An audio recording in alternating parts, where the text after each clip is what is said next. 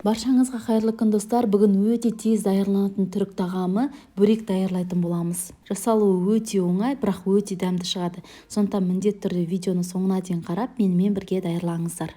Бөрек үшін бізге лаваш, сыр, бір сарымсақ, бір ас қасық майонез немесе сметана қажет. Мен 4 бұрышты лавашты қолдандым. Егер сіздерде дөңгелек болған жағдайда, оны да қолдансаңыздар болады. 4 бұрышты лавашты мен кішігірім 4 бұрыштарға бөліп алдым.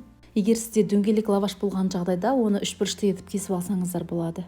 Бөректі даярлаған уақытта салмасын өзіңіз таңдасаңыз болады.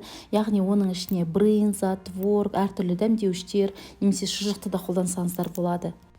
Бөректің салмасына асылған жұмыртқаны үкіштен өткізіп, оған үкіштен өткізілген сырды қосып, бір ас қасық сметанамен араластырып, аскөк қосып қолданса да болады.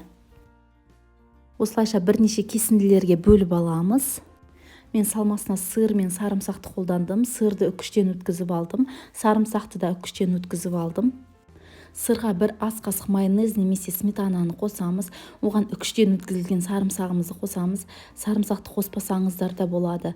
Одан соң оны жақсылап араластырамыз. Осылайша біздің салмамыз дайын болады.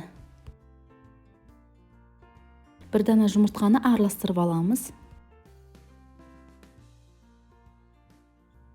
Келесі кезекте лавашқа салмамызды салып, бөрегімізді орайтын боламыз.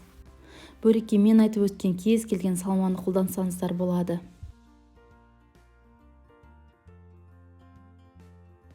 Бөректі ораған уақытымызда міндетті түрде тығыз етіп ораймыз. Содан соң бөрегімізді дайындап алған жұмыртқамызға батырып, дайындап қоямыз. Жұмыртқаға батырылған бөректерді қатты бір-біріне тығыз етіп орналастырмаймыз, себебі олар бір-біріне жабысып қалуы мүмкін. Бөректі қызып тұрған майда екі жағын айналдыра отырып қуырып аламыз. Бөрек өте тез піседі, сондықтан міндетті түрде күйдіріп алмаңыздар. Екі жағын тез-тез айналдырамыз. Бөректі ыстық күйінде жесеңіз өте қытырлақ, ішіндегі сыр еріп, өте дәмді келеді. Сондықтан міндетті түрде дастарханға ыстық күйінде ұсыныңыздар. Бөректі майдан шығарғаннан соң міндетті түрде қағаз салфетканың үстіне орналастырамыз.